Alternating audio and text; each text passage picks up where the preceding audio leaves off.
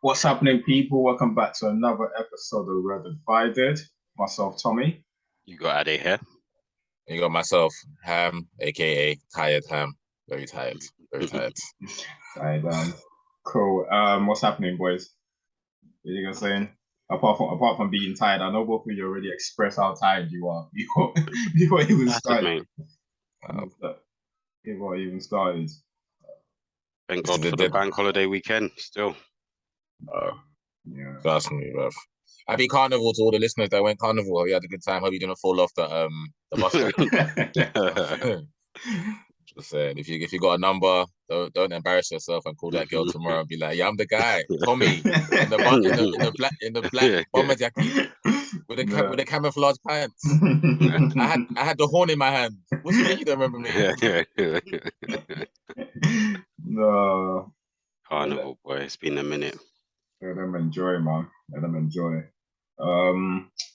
Where should we start, boys?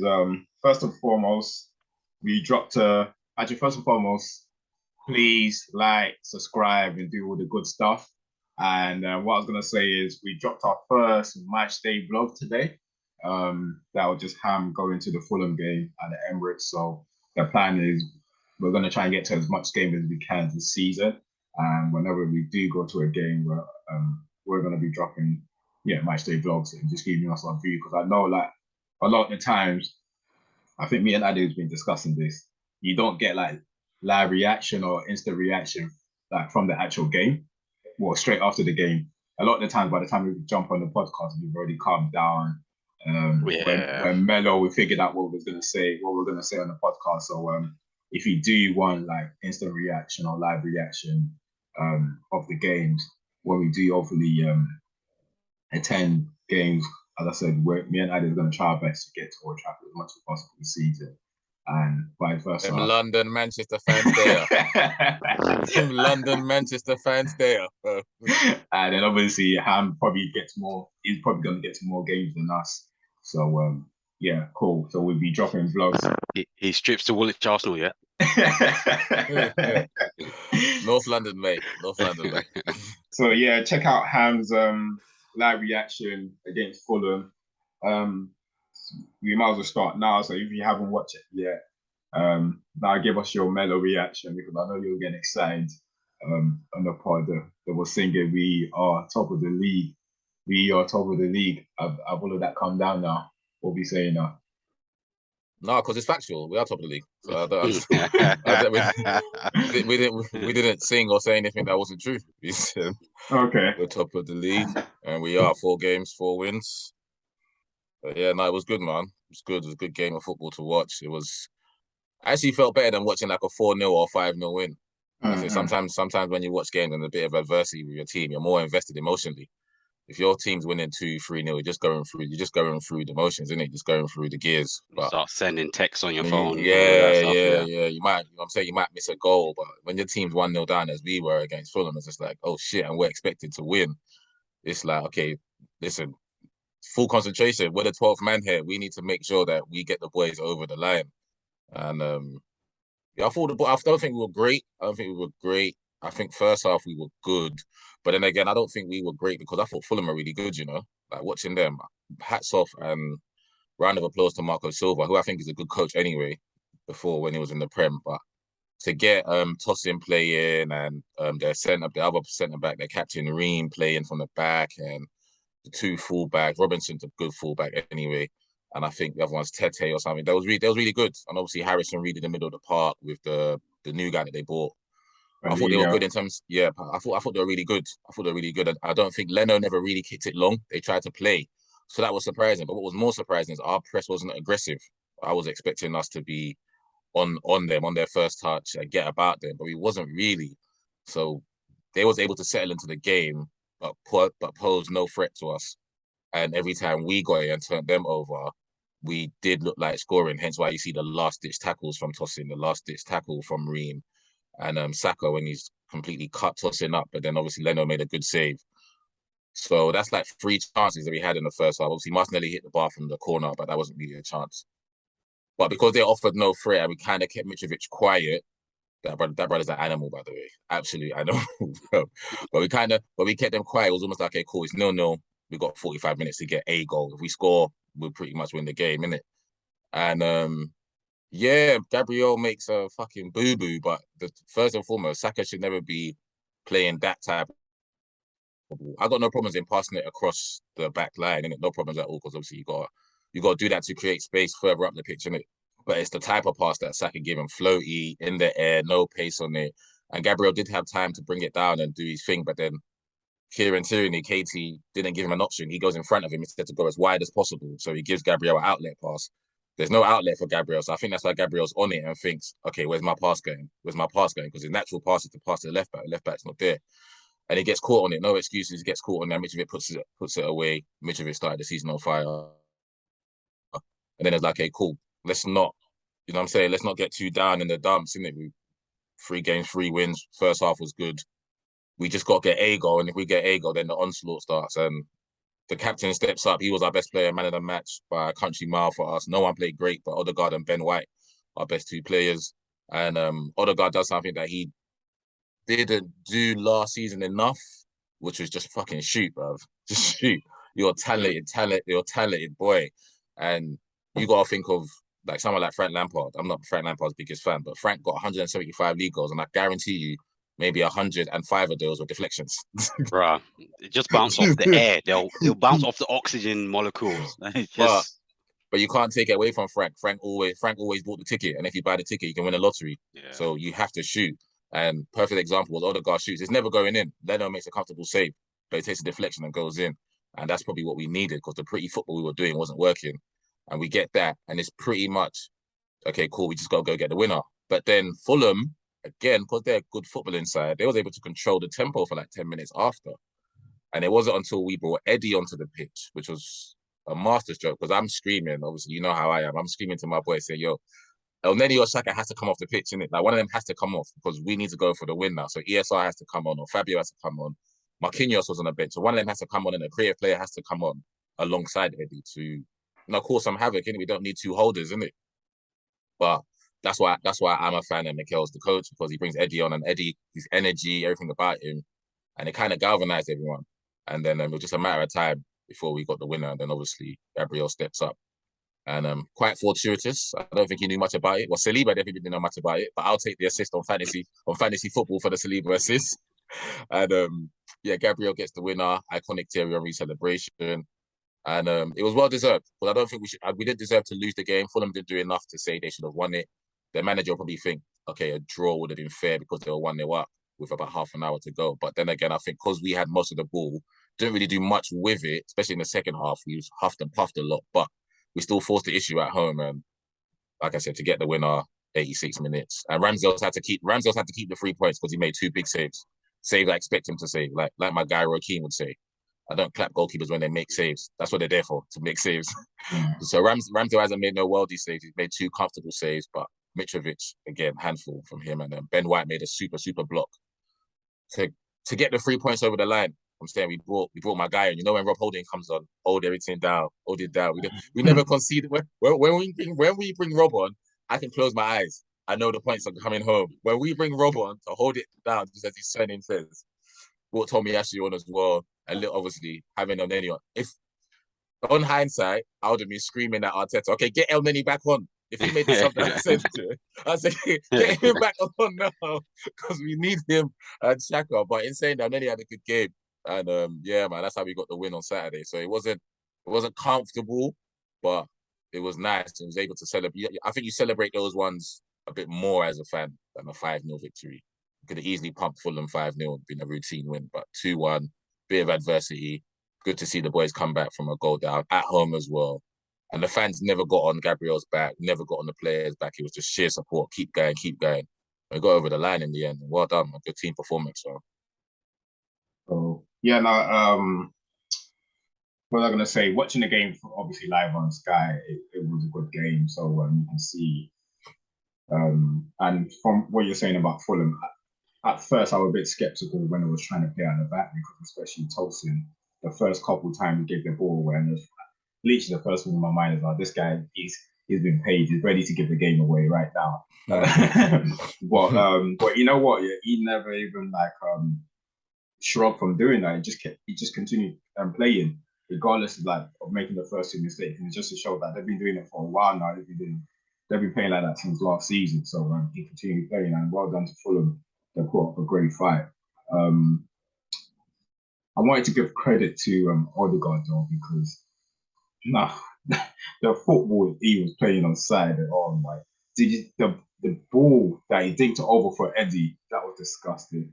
That ball, Eddie's got to finish that first time left foot. bro. That ball was it was just effortless. It just it was the position of the ball. Do you get what I mean? It was on the ball, literally. Eddie just, as you said, got to finish the first time. But if he the last couple of games, I'm still not going to say anything because, to be honest with you, I waited a while to actually give him praise because Odegaard, obviously, he went to Real Madrid as a wonder kid and he hasn't been able to do that. His ability has never been in doubt. And you have to give credit to Mikel as well because you have a lot of players like this. We talk about Martial all the time. We talk about Rashford all the time. This sort of players where they have all the abilities in the world, but for some reason you just can't seem to get it out of them or get a system in place to get it out of them. But for some reason, Mikel's getting out Odegaard right now because he's got all the tricks in the bag. He's got everything you want. And he just said you want him to shoot more because he has the ability to shoot more. So why he doesn't shoot doesn't make sense. But the ball, his range of passes, short, long, and me, you always talk about Madison, innit, sometimes. And one thing I don't like about Madison is that he admires his passes too much. He'll give a long range pass and he just stands there. What Odegaard is going straight after the ball. He wants that ball back. He might make a 40, 50-yard pass. He's going into the box to get that ball back pass. Either for him to shoot or to make another beautiful pass. So he's doing well right now, and you've got to give him praise for that. I did wait a while before giving him the praise because I just want to make sure he's being consistent. And if he continues like this, it will be a problem in the Premier League, him in the middle of the park every time he plays. It will be. I would love for you guys to play a bigger team soon. Just because a lot of your players have been playing well. I want to see how they rise up in the big games and top 6 game. If they're able to still pull out the last 4 or 5 performances, they're still able to pull out the bag. It'll be interesting to see. But great game to watch. I enjoyed watching the game because both teams were trying to play football. You get nothing better than a game of football when both teams are trying to play. So yeah, top quality. Yep. And well done to Gabriel for giving the ball away and made the game entertaining for us. Shout out, Gabriel. What are you saying out there about the game?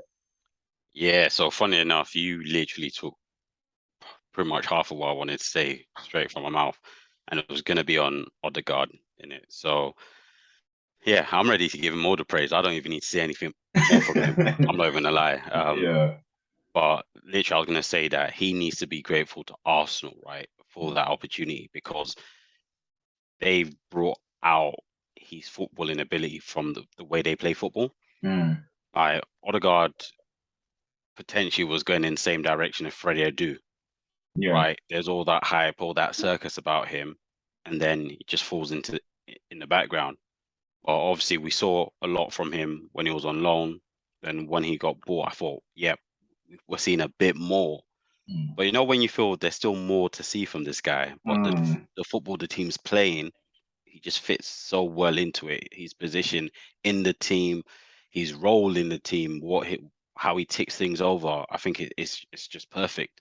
So beginning of season, obviously, Tommy, you know how I do this at the beginning of the season where I sort of question who's the main man in a team. Yeah. So I've always had those Son and Kane discussions. I've always having the Salah and Mane discussion. So at the beginning of the season, I was like, is it Saka or is it Odegaard?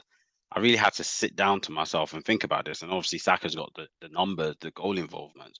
But I'm like, I can see Odegaard doing his bit, and it started off season quite well. Obviously, it's a bit frightening with the way Arsenal play generally. I think, as Ham said, it wasn't their greatest game, but they still played well enough to win the game, 100%. And yeah, it'll be interesting to see how the season goes. But you need to win games like this. Yeah, 100%. It can't all be rosy, unless if you do, we know you're witches. We know you sold your soul to one demon somewhere. because they're going to be games you have to hustle, you have to dig deep. So it's interesting to see, and it's Fulham did well. They played well. Like they didn't even give Odegaard and the rest of them that much space. Like they're always on them. They're always on them. Yeah. So, and I think that's a testament to Arsenal to still be able to play the football with being hounded down that much by Fulham. So I think it was a good effort. I hope there aren't too many more of those. When you concede, just lose. That's what our prayer is. Resilience, man. They're resilience, man. Equalize. But yeah, excellent start to the season, and we'll see how it goes. Obviously, we've got you in not too long, so yeah, could be an emotional day. Yeah, definitely. And what was I gonna say? What was it like? What was the stadium like, man? Yeah, the atmosphere was pumping, man. Yeah, the atmosphere was pumping, man. You know, I was talking to one girl the other day, she's like, "Oh, how was the game in it?" And I was telling her that I ain't heard the stadium that loud for a while. I'm not saying I've never heard it like that, because obviously Champions League nights when we play Bayern and Barca and the games that I've been to there, those are loud nights, innit? Especially Champions League. But for a while, because it's been doom and gloom for a long time, with us finishing fifth, missing out Champions League. But the feel-good factor around the stadium before the game, obviously during the game and after the game, even more so as well, with all the chants and everything. So yeah, the atmosphere is really good, man. The fans are, I think a lot of the fans that were Mikel Arteta out or wasn't trusting the process, I think now they just got, we just got to get on board now, innit, bro? Because keep your mouth quiet and you just got to jump on board now, innit? You're seeing, it's like a man that's got a massive idea, but you got no tools in it. So if you ain't got the right tools, you can't put together what you want to put together, in it. But right now he's been given the tools out here, in it, and you can see it before anyway. Hence why I was never against him, because you can see what he's trying to do. But if I ain't got my actual players, if I ain't got the people that can make it tick the way I need it to tick, there's not really much I can do. I can coach them up to a certain point, but they got to put the ball in the back of the net and stuff like that. So I think now that he's got his players and you're watching it, and it's looking real nice. Like Zinchenko didn't play, KT comes in, no problem. We don't play the same because they're not the same left backs, but it's not a problem. Partey, they don't play, then he comes in and then he gives us a 7 out of 10 performance like he always does. Nothing great, nothing bad, always steady. And just touching on Odegaard, aka the knitter, it's nice to hear you guys give him some praise. But yeah, man, the boy is different quality, man. And it's not surprising, because it's been there a year and a half now, isn't it? So if he weren't doing what he's doing now, I'd be like, what the fuck is this? And the fact that we paid a snippet for like I said, I think I was with Tom the other day, and the market's gone crazy. Football's actually gone mad, bro, with what people are paying for players, and we paid maybe 32 million euros for him, not even pounds. I think maybe 32 million euros or pounds, but definitely in the 30 range for a midfielder that's 23 years old. Our captain already, he's the knitter. Everything goes through him. That's why I named him that. He's so integral to how we play. If he weren't there and we put Fabio Vieira in there, or ESR, we wouldn't play the same. That's why I'm so happy. And this is gonna sound fucked, yeah, but ESR getting injured when he did was a blessing in disguise. Because I don't know if you guys remember, obviously Arteta was going with the one or the other last season. It was Odegaard or ESR, because obviously Partey and Xhaka, then it's Odegaard, ESR. ESR was getting on the end of things, so obviously cool. The manager's going to stick with that. Certain games will play Odegaard. ESR got injured, had to come out of the team. Odegaard played, and then it was just like 3, 4, 5 performances. Like, okay, this guy cannot be dropped. Can't drop him for ESR. They offer different things, but what he offers us is it's the beat. He's the heart. He's like Santi Cazorla. That's why I always DM Santi Cazorla every now and again on Instagram. I miss you. I even say it in Spanish to him. I even DM him in Spanish sometimes. I miss you, because ever since he left, we've got no heartbeat to the team that we can just give the ball to and make stuff happen. He's balling in Qatar though. He's playing his football out there in Qatar though.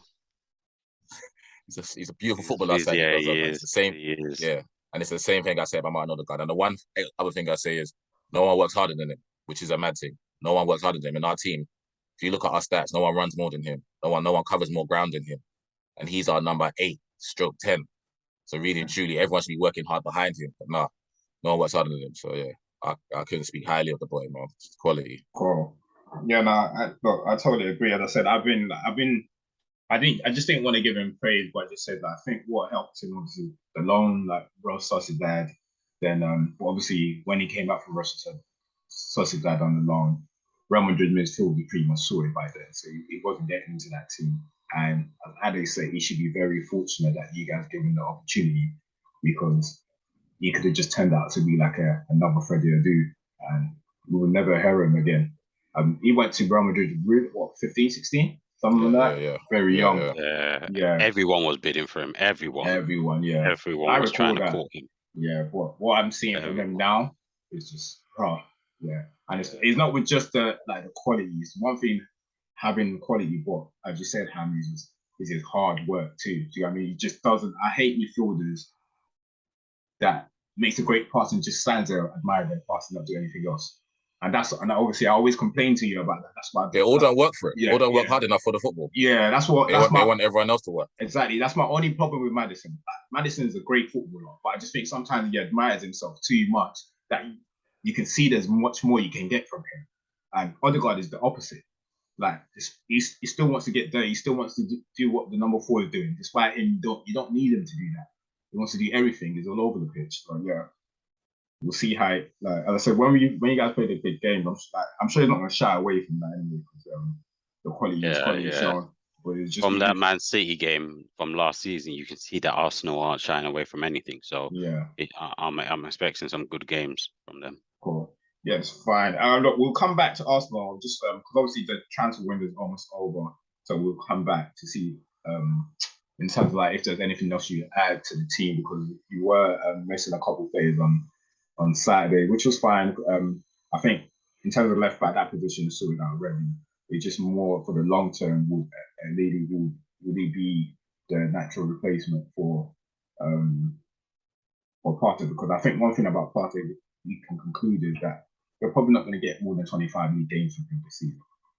So it's just the 13 there. Can you trust Ndidi to provide the same quality? Obviously, not going to provide the same quality, but no, you can never. Yeah, well, can you trust him within that 13 game? But we'll come back to that in a bit. Let's just move on to London United. Ade, what were you saying about the boys on? We spoke about this over the phone anyway. We talked about the performance, and we obviously pretty much both agreed that the performance went great. We just had 2 minute spell. We can never seem to sustain those 2 minute spells for anything longer. What are your thoughts on it, and why do you think we struggle to sustain those 2 minute spells for why we can't sustain it for anything longer than 2-3 minutes? Well, to be honest, nothing's changed with us, right? Nothing majorly's changed. We're still on that early part of the journey. Yeah. We've questioned the players' desire, their commitment a few times. The players haven't really changed, right? So I don't expect wholesale changes. To be honest, we got the points, and that was it for me. I think there was a lot of hype during the week about how we've played. I've listened to radio stations where they're like, the minimum we're gonna get is top 4. I was so surprised, right? Because ultimately, I said it last week that I thought we did well. We improved from how we started the season, but Liverpool also stepped down for us, right? And this game against Southampton, it showed that. It showed that we didn't blow them away. To be honest, even from the lineup, I was surprised. I thought this was a Ronaldo game. Right, okay. I thought this was a Ronaldo game. Straight off, as soon as I saw the lineup, I was like, yeah, I don't.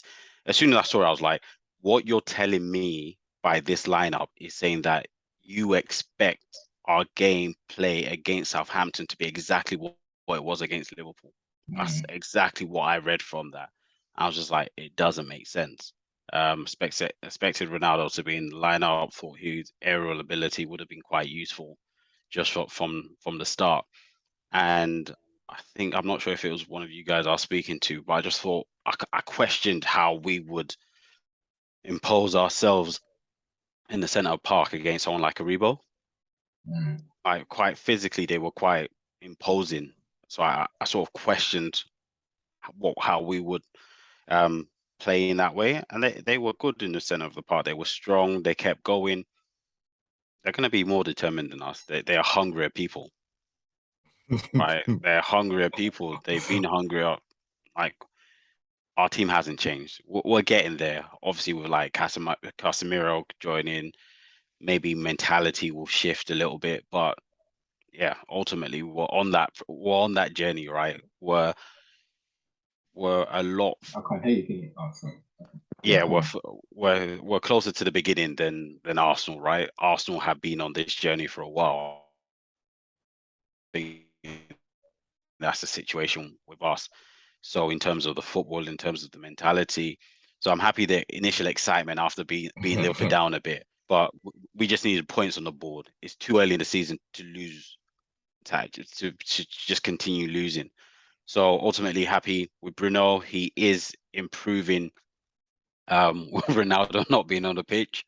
Not sure what's happening there, but yeah, I think it's just that bit more of freedom. And like as I always say, I don't have any issues with Ronaldo, but I just always feel as if people's gameplay changes, they start looking for Ronaldo. If Ronaldo moans, they now start thinking next time I have to make sure I give it to him as opposed to anything else. So I think it's just giving him that bit more freedom. Malacia, I saw him make a few mistakes on Saturday that I wasn't really happy with. What on the ball or off the ball? So one that I can remember on the ball. Okay. And then a few off the ball, a lot of off the ball. But I think that's another thing. I think people get easily excited, players as well. Yeah. His name must have been called a billion times during the week, and that might have gotten to him a bit. And you start doing things that you don't need to, that are not necessary. There are a couple of positioning times that he went for the ball, or he'll recover the ball and then make a silly pass, like or stuff like that. Yeah, the slight tackles are just concerning for me. But like, yeah, there's a lot of them, right? But ultimately, I do like that. So, like, the slight tackles are concerning, but he doesn't shout Wan-Bissaka, if you understand what I mean. I get what you mean. Yeah, it's weird, but he has that slide tackling thing, but he's like, Wan-Bissaka goes full on. Like, that slide tackle is the end, basically. Once his slide tackle, that's it. But Malacia's quite good at that recovery. He's down but up. There's a bit of a slight change to them. But I do ultimately think we need a new right back as well at some point. Dalot played well, but I still don't think he's the answer. But yeah, we're on a journey. Next match, Leicester away from home. I'll be interested to see how it goes. Interested to see if Ronaldo. Yeah, Leicester need the win, boy. There. Yeah, Leicester need to win. See if Ronaldo's still there by then. See if we've paid 100 million for anyone else. Or Seamen. Seamen. Yeah, we'll see what's happening. It could be a very interesting couple of days. But yeah, to me, that result was all I needed. The performance, I'm like, this is what I expected. I wasn't overly gassed about the Liverpool match. So I'm like, we've got our 3 points, and I'm happy it's opened your eyes a bit that you're not the shit, right? Don't get too gassed too quickly. So we good. Yeah, no, like, I agree with everything you've said, to be honest with you.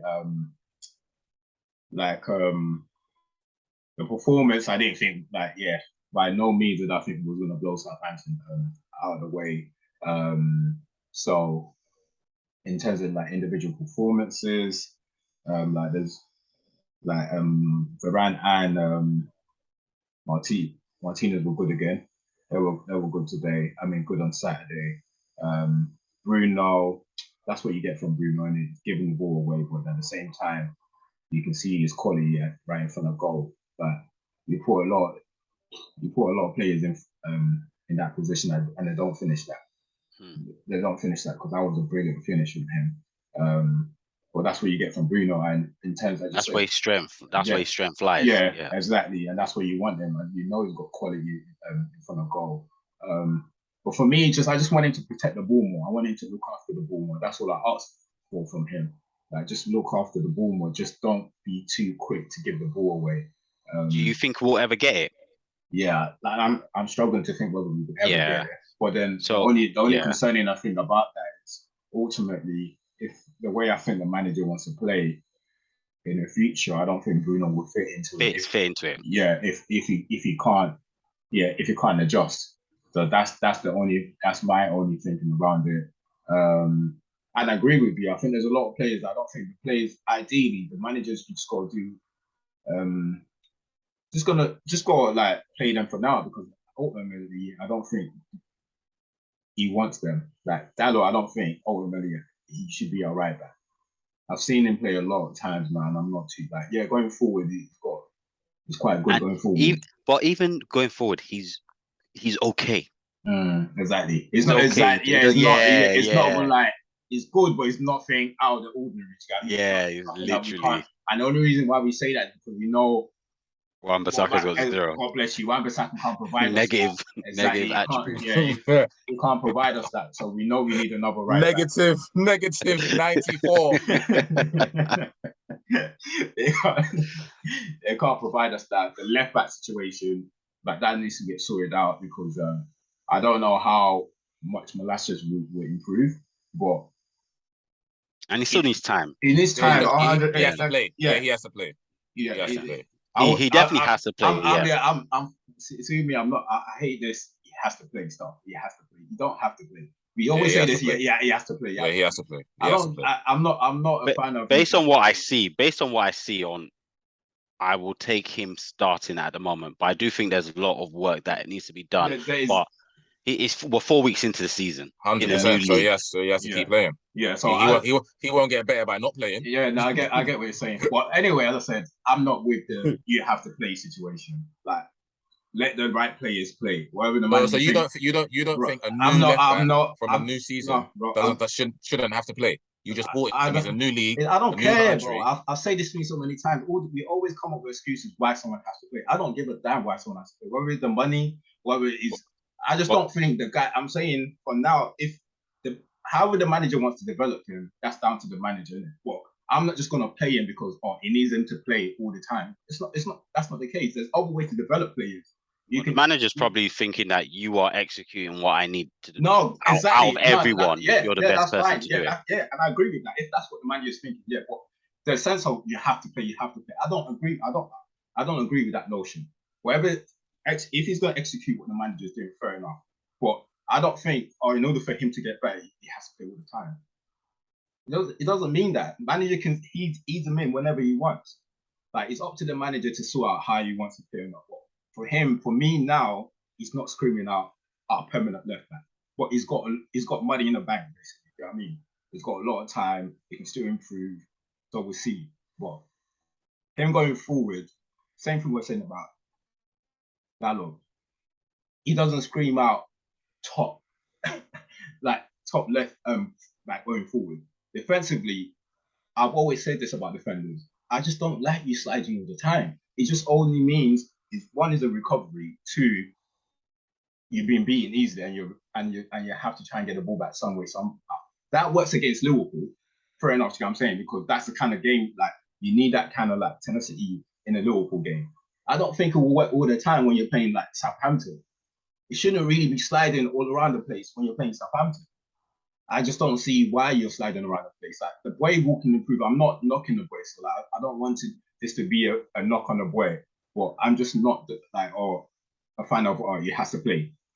Bro, I'm not a fan of that. But if the boy, I don't know how you implement what the manager wants you to do if you don't play. That's the point I'm trying to make.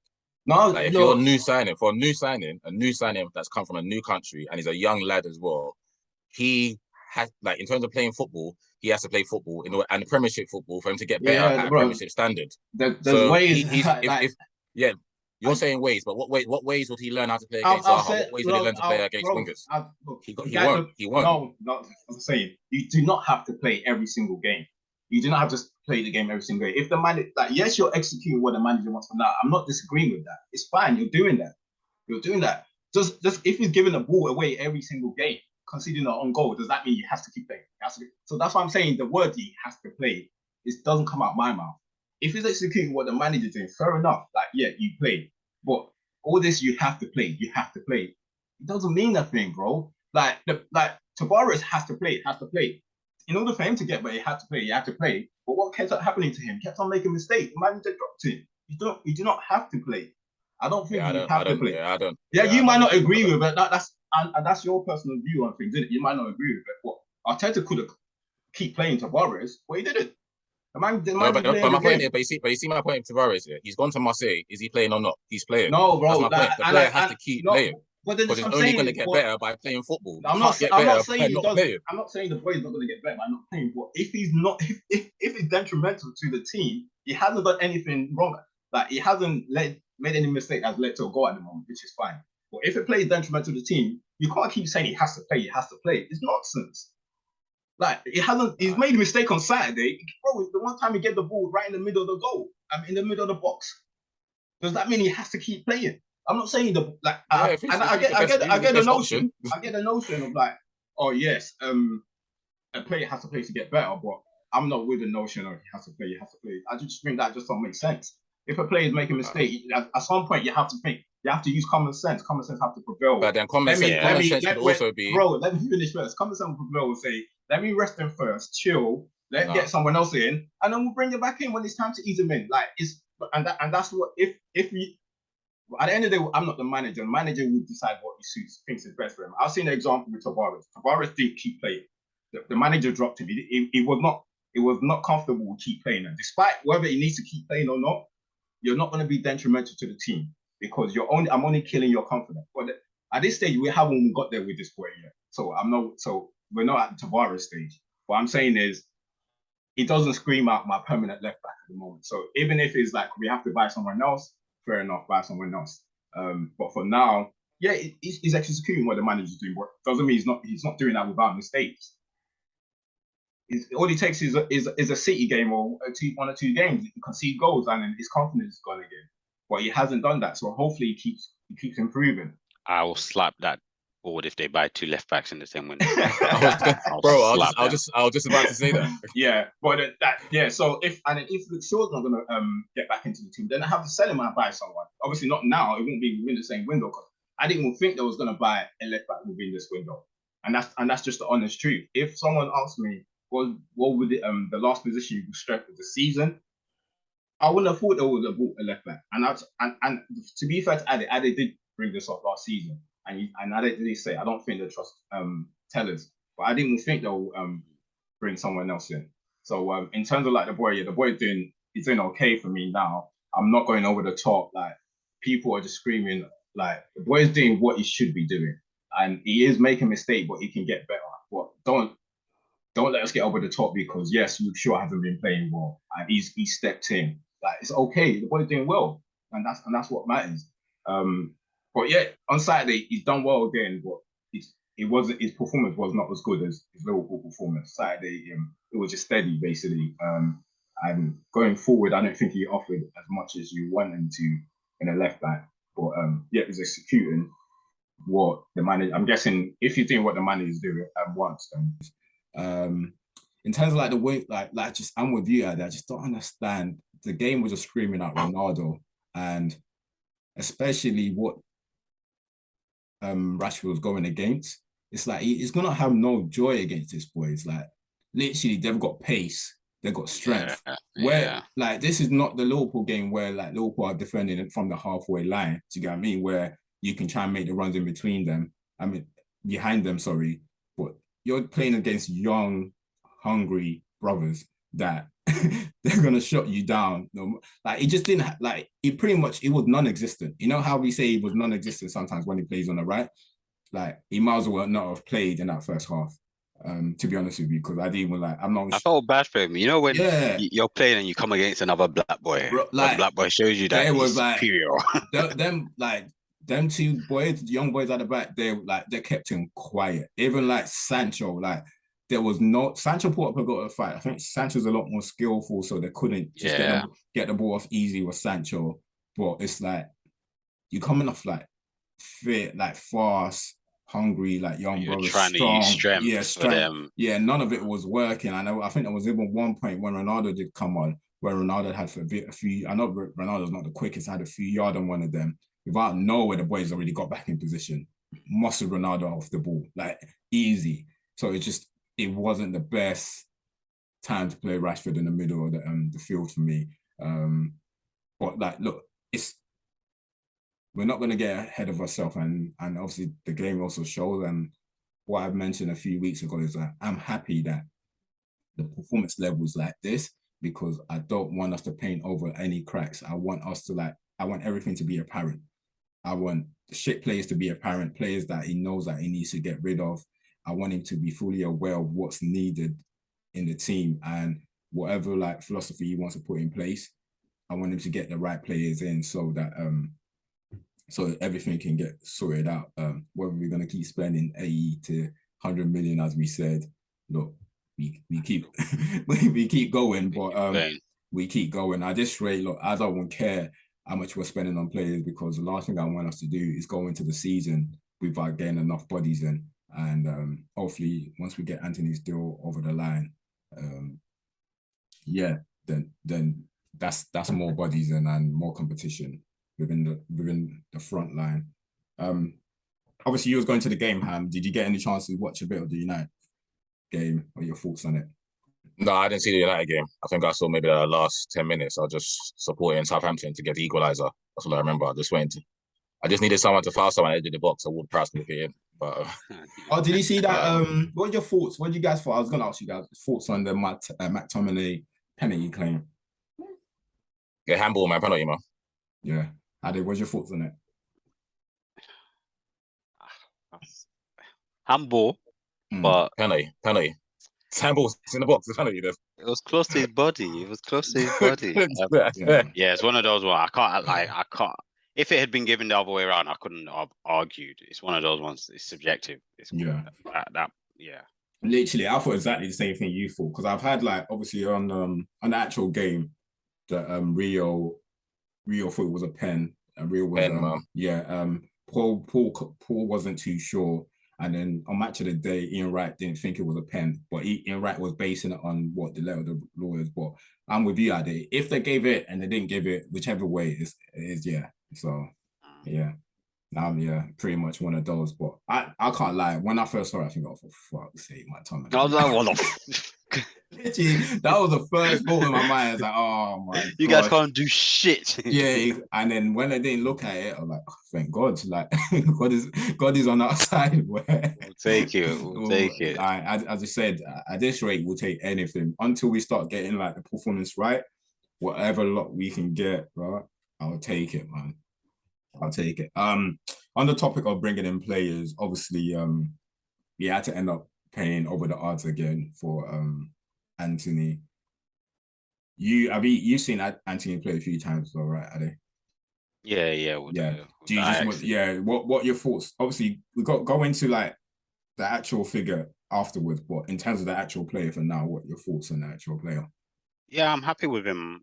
He's type of player like similar to Rafinha, innit? He's got the skill, he's got the pace, got the agility. And that's the type of player you need now, right? Those players do well. Them Dembele type players. And you need multiple of them. Right? If one's not working, you bring on another one. That defender will be tired by the end of the game, right? You need that. Agility is a big aspect of football. It's my number one trait, the trait that I love the most, right? And if you've got multiple players that can give you that piece of magic, it's key. And we're thin, right? Once a couple of players get injured, it's a bit difficult. And I think he's got the attributes. He seems like he's got the hunger. He's got that Brazilian flair, which sometimes, I'm not going to lie, I've been jealous that, look at these teams packing up all these Brazilians and us. So we're here. He's Fred. We went to go and pick. I was about to say, you got a Brazilian. I was about to say, bro.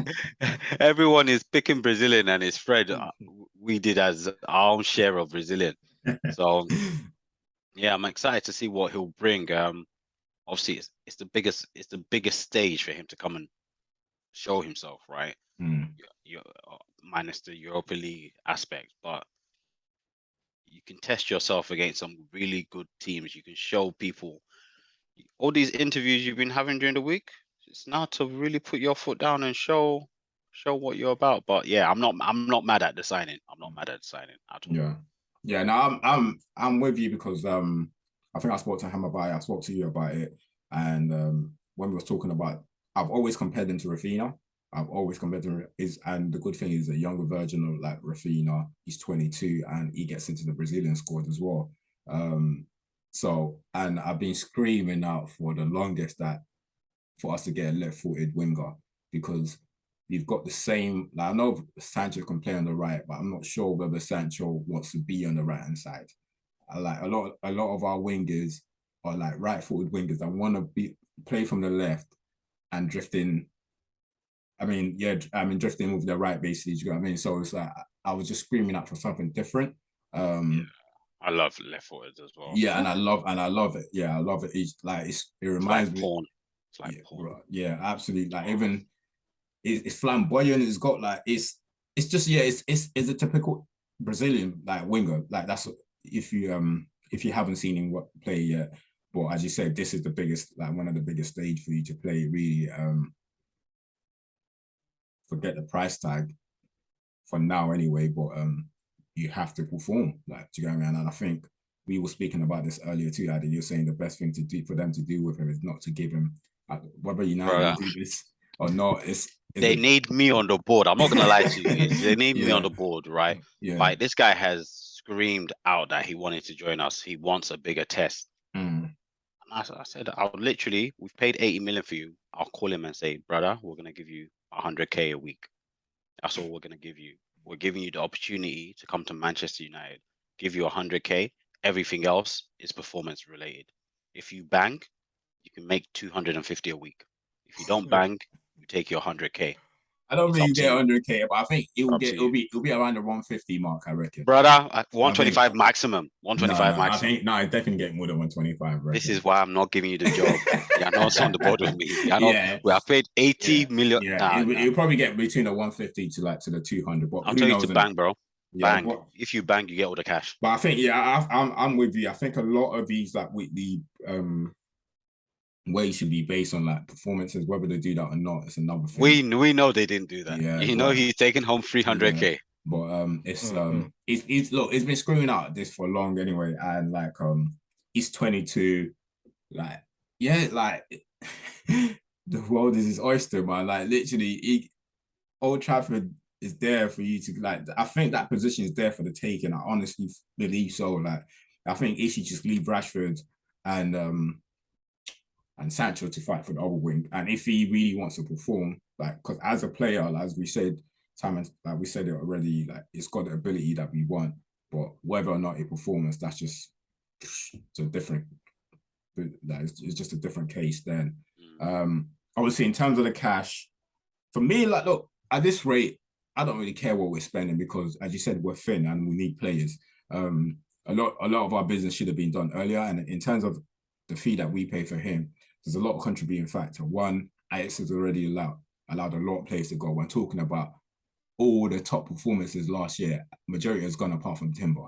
They got the right back that went to Bayern Munich, Gravenberch back Bayern Munich, Martinez, who else? I think that a few people has left there already.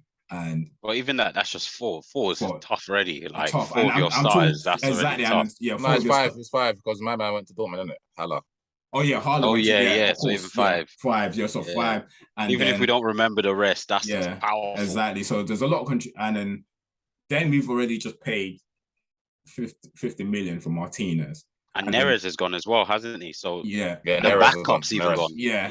So and then now you're saying this is our star boy. You pay 50 million for Martinez. Of course, you're gonna have to pay more for Anthony. So it's a no-brainer. And at the same time, they don't want him to go. So it's like we have to force the deal in a way. Like I'm not saying I agree to it, but I don't care. I'll be honest. I don't give a damn. It's not my cash. Yeah, it's not my cash. I don't care. We need to get players in, and we're getting desperate for it. Like let's just be honest, we're getting desperate for it. Like the transfer window's in a couple of days or so. At this rate, I do not care because I know he's a good player, but whether he performs at the Premier League level or not, that's another conversation. But I know this boy is a good player. Just get him in. Like that was my thoughts about it. Just get in. And my second thoughts was what we discussed earlier in terms of like how to get the best out of him. Maybe not offering him everything, but look, I'm not a financial expert by no means. I don't in football. I don't know what they're gonna offer him. I don't know what he deserves. I don't know what they discussed with his agent. But yeah, I don't know. But just that's. I'm just happy we got him in. If we can even get more in, like let's get more in. That's the way I'm in. You want to be Nottingham Forest, yeah? Bro, you want 21 19, players. Not on 19. On 19. only on 19. So, what you saying? Testing it, boy. What are you saying, Ham, about obviously him as a player first, and then go into like the actual figure that we paid for him. Yeah, I'm excited, man. Like I said, I'm a football fan first before I'm an Arsenal fan. As much as I hate United and I hate a lot of clubs, I love football, innit? And I think what I've seen from Anthony, Champions League games, probably the best time I've seen him, and obviously highlights like everyone else from the Eredivisie. That's how you say it, the Dutch league. It's exciting player. Obviously, I've seen it for Brazil as well. Obviously, a lot of exciting wingers there. So he's got a big fight on his hands to even go to the World Cup, let alone start with Vinny and Richarlison and Martinelli, and I think Rodrigo even goes as well. So they got a nice production line of wide forwards. I like to say, not wingers, because they don't really hug the touchline. What I like about Anthony is on one-on-one situations, a bit like what I love about Jadon. He can beat his man in it. So someone like Anthony, if you're going to beat his man, then I need options off the ball. I'm going to give the ball to whether it's a give and go or I'm putting you through on goal, because I think that's where his end product is what he'll want to improve on anyway. He'll want to improve on his end product. Doesn't get enough goals, doesn't get enough assists, but he's 22, he's young, and he falls into the category of round 2 between me and Tommy. Has to play because he's young, he's 22. It's a whole new league. He will have to play games in the Premiership. He will have to play against different left backs, the Tyreek Mitchells of the world, the Cucureas, the Zinchenko's, the Tierney's, all the different left backs to get to know the league. And he can only know that by playing. So, and obviously, to Tom's point, I hear exactly what Tom's saying, because like I said, we agree to disagree on here, but I see where he's point in terms of Tom's more thinking from the club. So if the player's not producing for the team, then he has to come out of the team. And I get that notion, because it's the same, I'm an Arsenal fan. However, for me, I always look at player development and the player in itself. So how can the player get better? Because if the player gets better, then the better the player is, the better output he will put in for my team, which will naturally reward us in the long run. You know what I'm saying? So the player will get better. So I think for someone like him, he's probably got Rash and Sancho to fight with. Immediate fighters, yeah. If I'm Ten Hag, he's not even fighting with Rash, because Rash has been here for years and Rash is not doing nothing. So and Sancho's benefiting from, like, again, what I say, has to play, because we know the ability that Sancho has, and maybe he hasn't produced it consistently, but we know what he's got. Keep going. So you have to keep wearing that shirt, and you have to keep playing, because I know there's something in there. Now, if it gets to a point where actually Memphis Depay, you're not really performing for Man United, you're going to have to come out of the team. I don't disagree with that either, but I think for especially young players, not 27, 26, 28, young players coming from a different league to the Premiership, there's a whole different league to everyone else. Bro, that reserve team football's not going to work for you. You training, it's not going to work for you. Yeah. You gotta go to Selhurst Park, bro. You gotta see what it's saying down there against all them black boys. Gotta see what it's saying down there. And I think there'll be enough space for all of them, because Martial's decided he's going to be injured for at least half of the season. There you go. Rashford's probably going to play down the middle. Yeah, there you go. So I'm on that note, as just a pure football fan, I'm excited to see him. He's Brazilian, and like I said, he beats his man for fun. Now, whether that translates to the Premiership, we'll see in it. But he beats his man for fun. So he's got to have someone like him. I think he's got to have like midfielders that make sense, that he can link with, and a centre forward that's gonna, because he's gonna beat his man, and then there's gonna be space in it. Yeah. So but good luck to him. Obviously, I don't want United to do well, but good luck to the boy. 22, like I said, skillful type of players. We love. He's the type of player that we will pay to go and watch, because he gonna embarrass. He gonna embarrass somebody. 100%. And imagine you got him and Sancho either side, and they're both embarrassing their fullbacks. Ooh, I feel it. Yeah. Talking about like partnership, if he can emulate what Bruno and Rafinha were doing for Sporting Lisbon, like, and then can build a partnership, then like that would be brilliant, because players like that is what Bruno's looking for, isn't it? Players like an outlet that he can just switch the ball to all the time for him to make himself look good. So that's where Bruno, like players like that, gets Bruno their stats. If he can, and he's got two now. He's got two in Jadon and exactly. So if he can do that, but it's just hopefully like the manager's philosophy, whatever he's got in place works. He's getting more and more of these players in now. It's still not enough. It's still far from what we want, and because even though he's still getting them in, I don't think it's an easy fix. Do you get what I mean? So a lot of the bad habits needs to get cleaned out as players. And as we talk about in terms of like he has to play, he doesn't have to play. And then just to finish up, I'm not saying the players don't have to play, but for me, where the position my club is in right now, if you're not, we've over the last 2-3 years, we've gone through a player has to play, and like Maguire, the Rashford, they kept on playing. We've got nothing out of them. So I'm at a stage now where, like let him play. Like I'm not sure. I don't have, my tolerance level is not that high anyway, but yeah, let him play. He doesn't even have any tolerance level. This man was loving Fred. Malacia ain't even played half a game. Tom was calling me already saying, I don't think he's good. Brother, he hasn't even gotten to Manchester yet. He hasn't even gone to Manchester yet. You're complaining.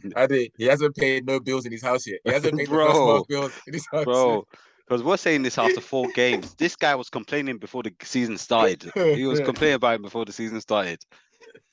No, but I don't know if he knows the boy from somewhere. No, but you gotta understand, he's keeping Luke Shaw out the team. You know how Tom loves Luke Shaw. He's keeping Luke Shaw out the team. No, I don't care about Luke Shaw. That Luke Shaw argument was it wasn't about me loving Luke Shaw. It's just me defending Luke Shaw as a player. I don't give a damn about Luke Shaw. Whether Luke Shaw is in our team or not. Bro, I just wait. But the truth is, Luke Shaw's probably better than him. But if he does not fulfill the requirement for the gameplay being asked, I was going to say, who do you think is the better left back? He has to sit down.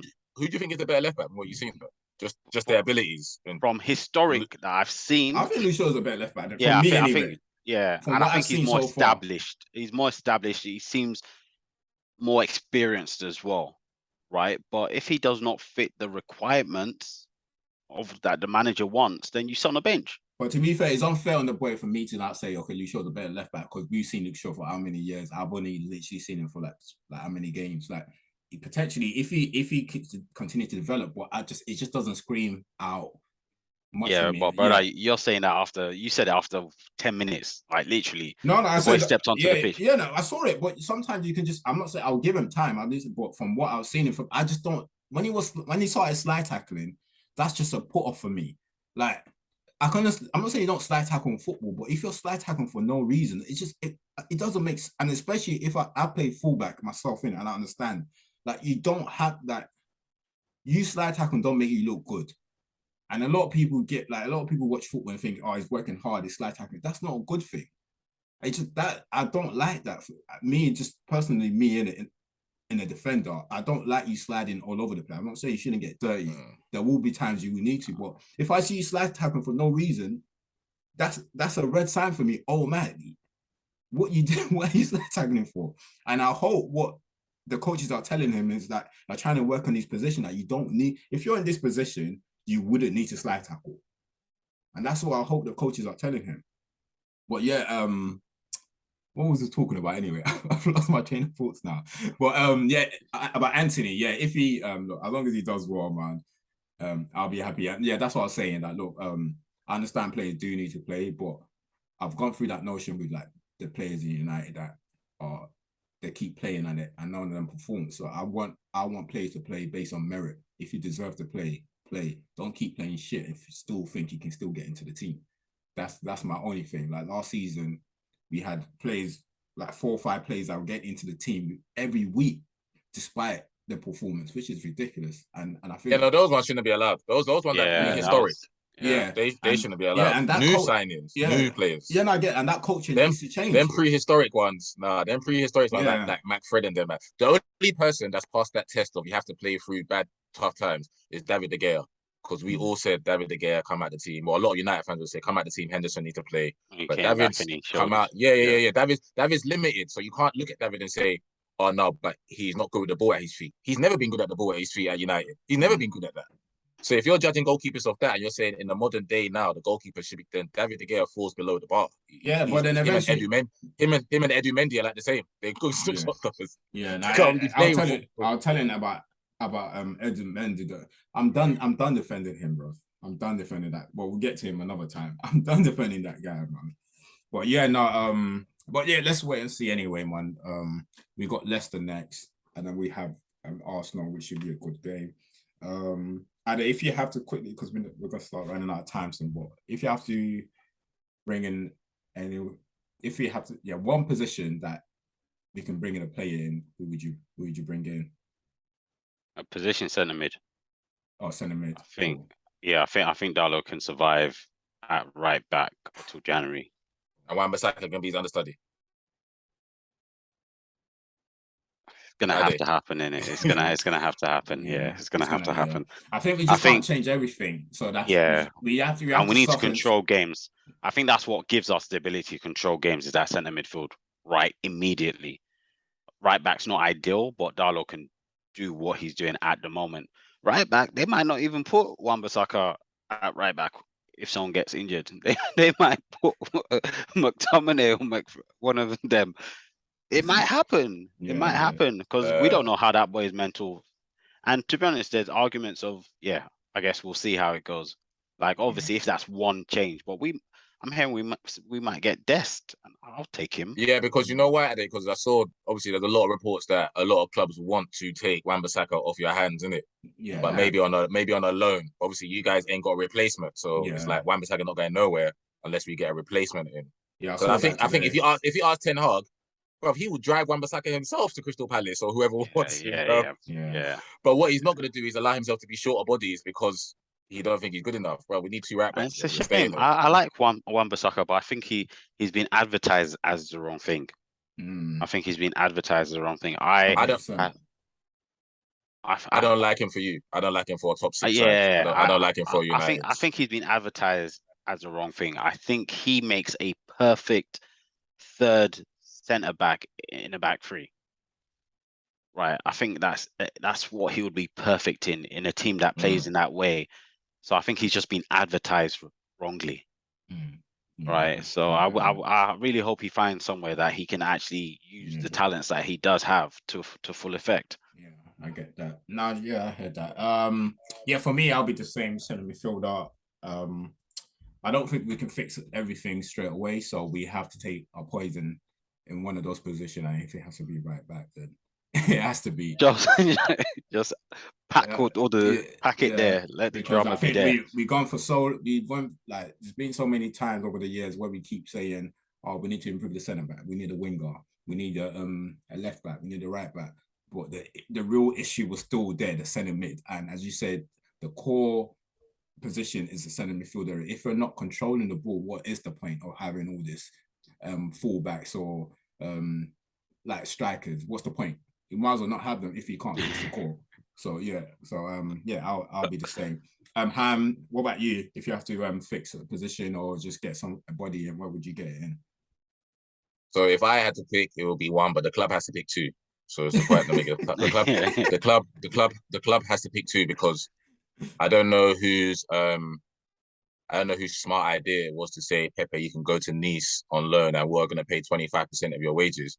But we haven't got cover yet. And Thursday is around the corner. And Wolves are pricing us out, so to speak, of the Neto deal, which we should have known before we let Pepe go anyway. So the club have to do that. So the club have to get a replacement in for Pepe because that is just Maisha, my niece is 5 and she'll be able to tell you that, they let somebody go, someone has to come in. It's not rocket science. It's basic. 1 in, 1 out. Yeah. It's just basic. We're playing Europa League, FA Cup, League Cup. My boy Bukayo Saka is not going to play every game at right wing. Okay, it's not going to happen. And Marquinhos has just come. Brother's like 19. I don't know what he's going to do. We don't know what he's going to become. Looks very good on under 21 games. We don't know what he's going to become. So I need someone else at right wing. The club needs that. I need another centre midfielder. Very simple. Yuri Tillemans, how are you? How you doing? Hope you slept well. Come over. Only because, like I said, we're not going to get Milinkovic, Savic. Fabian Ruiz has gone to PSG. So I can't get all these other midfielders. But I'm a massive, massive fan of Tillemans anyway. So before we was even linked with him, I just like the player. I think he's a perfect 8. And I think him and Odegaard together as 2 8s with Partey in between them. I'm just thinking about the idea now, just salivating over it now. So, get Yuri Tillemans in before Thursday and then Edu, do what you need to do, replace Pepe, and we're good. And we're good till January. Let's just touch on the other games quickly. We touch on Bournemouth. Bournemouth, I think on Saturday, it's just a classic crime where you're at the wrong place at the wrong time. And it's just that they don't deserve that punishment, but no, they did. They're shit. They're shit. No. Apart from their first game of the season, Bournemouth have screamed that they're shit. Right? Slightly, they've screamed that they're shit. They let us know, and that's why I said the one thing I did know between choosing Salah and Haaland as captain is I knew Bournemouth would concede more because they've 100%. Secretly they beat Villa, but Villa are shit as well. Yeah, but Villa shit. they've let us know that they're shit, and then they now just caught Liverpool at the wrong time. So it was always going to be fireworks. Fireworks. I feel sorry for everyone listening that had Salah as captain. I think all three of us did on Saturday. It's just criminal for him not to even get an assist. It's just he was trying not to score. I think he had a bet on the game. He was trying not to score. Let's move on because I'm still very upset about that. I'm still very upset about that, bro. Oh, cool. Let's touch on Brendan Rodgers and Leicester. Because like honestly, I know obviously we was talking about this at the beginning of the season. Me and Ham were thinking they've got good players. I think they should just be still competing. But I think that the flip side of that is that the best three players want to leave. And if you look around the changing room and you know the best players that are sitting right next to you do not want to be there, only God knows what the other players are thinking. But does this mean you should be playing this bad? Well, I guess it's if people are settled, right, you might not intentionally be trying to play this bad. But if the environment's not what it used to be, it's only natural that's going to have a knock-on effect on your football. Fofana's just not even trying to play, so that one he just didn't play. Yeah, so he's that gone one, now. he just didn't play. So that one we can't even say play bad. He just said nah.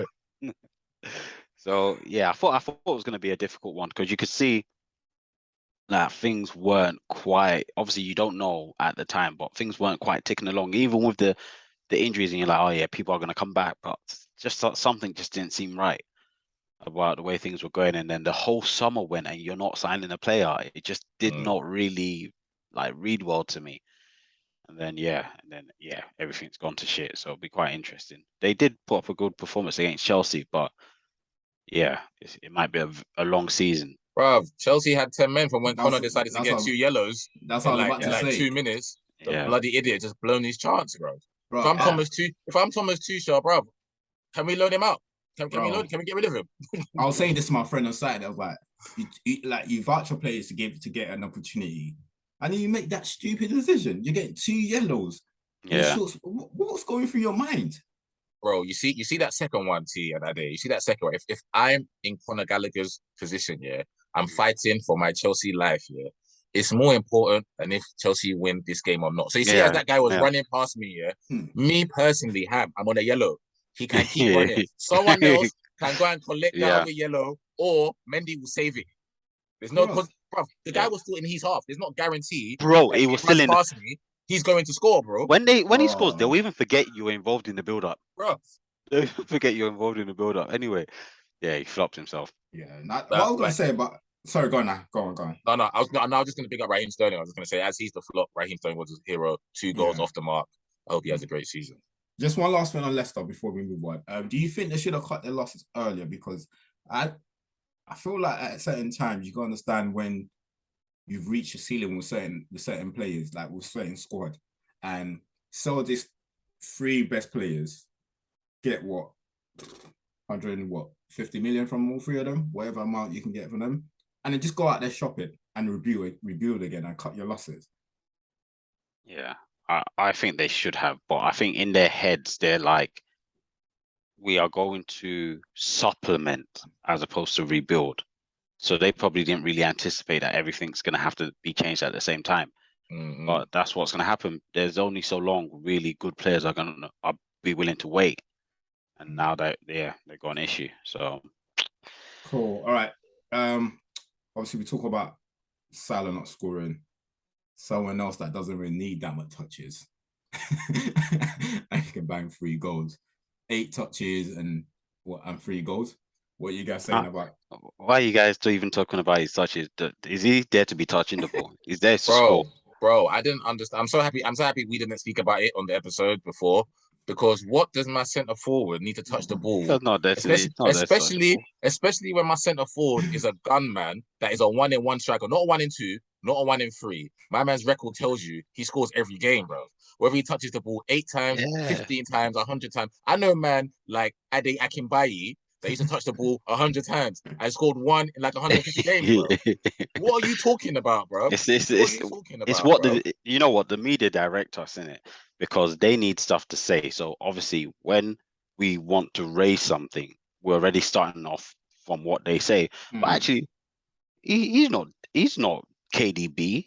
He's not Bernardo Silva. Why does he need to touch him more than 8 times? You know what they need to do? Do you know what they need to do? Yeah, they should have showed us his average touches in his seasons before this. So when he was at Dortmund and Mulder, let's see what he was on average. Let's see what he was, how many times he was touching the ball then when he was still scoring 57 and 57.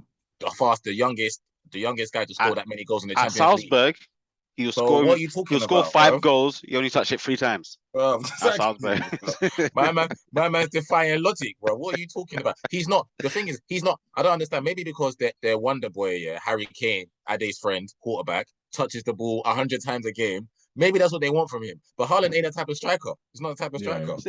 They paid me to score this goal. Bro, man got a second half hat trick, and came off. So they kept him on. He would have scored 4. No. Cool. We're just gonna touch on one more game before because we don't have long left. Yeah. It's your boy in trouble, Stevie G. Played 4, lost 3. My boy good, man. My boy good, man. He good, man. He speak well in the media. He dresses well. He look good. My boy good, man. He got some new signings in. They got a gel, Kamara's there. Obviously, he just lost his centre half, Diego Carlos, Achilles injury. I think he's gonna be out for the whole season. So he good, man. Stevie good, man. Frank's in trouble. Did they ever lose? Did they ever draw? I'm just trying to deflect. I'm trying to do what Ferguson done. Man United lost, but it's the referee's fault. It's the referee's fault. No, I think it's written in the stars. So basically, Frank's gonna get sacked, and then Stevie's gonna get sacked after Frank, and then Stevie is gonna have to take Frank's job at Everton. It's written. It's just written. He ain't getting that Liverpool job. He's not good enough. All right, look, it's still early days anyway, so let's just see how. I'm gonna put a poll on Twitter. You get sacked first, right? Let's do that. Obviously I have other things to touch on, but look, we've run out of time. I think we spent too many time. Me and Ham started arguing again, so we wasted time. As brothers, we agree to disagree. It's fine. You know why I loved it? Because in the background, I was watching our game from that when we played For My People in the background. So I was like, you guys continue arguing. I'm just watching this game. Loved it. We took our time. I think the last bit we was going to touch on, but you touched on the bit of it, Ade, which is the media's perspective on football. So we'll give them a full session on that. I'm writing all the things that the media's doing down every week. I just write down. Them dinosaurs tried to say that Arsenal over celebrated the win against Fulham, bro. That was literally on Talk Sport for the last 2 days. Like, what the fuck? I'm sick and tired of it, bro. I'm writing all of it down for them. Bro, if you can't celebrate a game at that tight, that close, and a late winner, what else can you celebrate nowadays? You're not allowed to celebrate. You're not allowed to come off the pitch. So what does it just come off the pitch, just miserable? Come off the pitch, go and bath and go home. Basically, what they're telling us is the only team that should be allowed to celebrate and the fans is Man City. They won the league 4 out of 5, so they're the only ones that should be able to celebrate. We need to enjoy our little moments too, man. So talking about little moments, we got our first 500 view on YouTube, so we'll enjoy that too. I mean, so so that's about it. Anything else, boys? Obviously next weekend, by the time you heard from us, the big game, the big Res Divided game, the one we anticipate all season, is Man United against Arsenal. So we're hoping to provide you a live vlog. I mean, not a live vlog, but a vlog for that game, because some of us might be heading over to Old Trafford. Some of us just say I'm not going to be there.